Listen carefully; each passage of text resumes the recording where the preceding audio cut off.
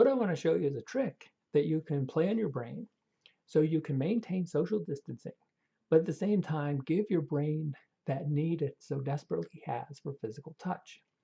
So we are social creatures, and the research shows that if you ostracize, that's when you just ignore someone socially, that will activate the same parts of the brain that become active when they're in real physical pain. So in this way, social distancing can be painful. We also know that we're creatures of that need touch. So research in the 50s demonstrated that monkeys, even if they're hungry, that they will sacrifice food so that they can get comfort, physical comfort met from touch.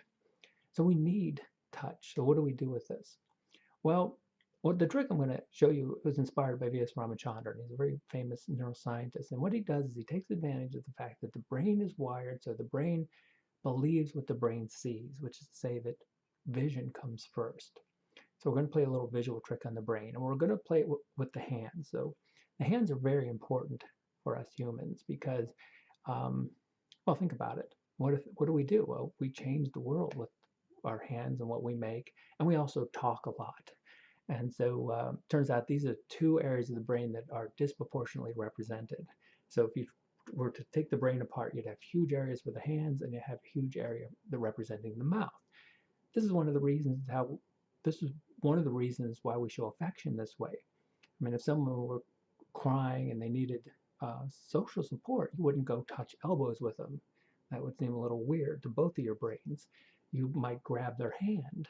And what you're doing there, and people may not know this neuropsychologically because it just works so well.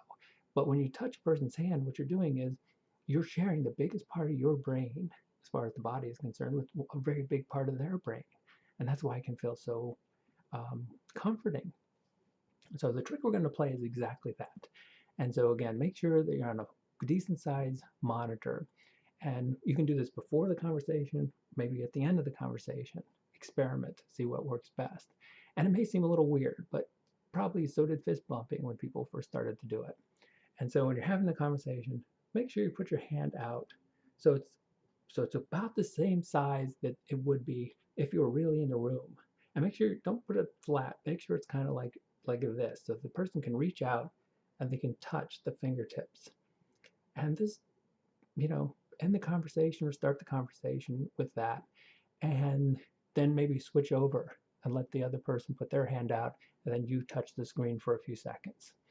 And this is going to trick the brain into that satisfaction it needs for physical touch. And experiment a little bit, see how it works, and leave a comment for me. This could be kind of a new way that we could trick the brain into satisfying its need for physical contact. Um, and That's all from a neuropsychological viewpoint. So maybe it all works because of the neuropsychology, or maybe it's a little deeper. Maybe it's the soul's intention, and that's really working here, and that's really the essence of communication. I don't know. I'm just giving you a couple suggestions from the neuroscience viewpoint. So let me know how it works for you.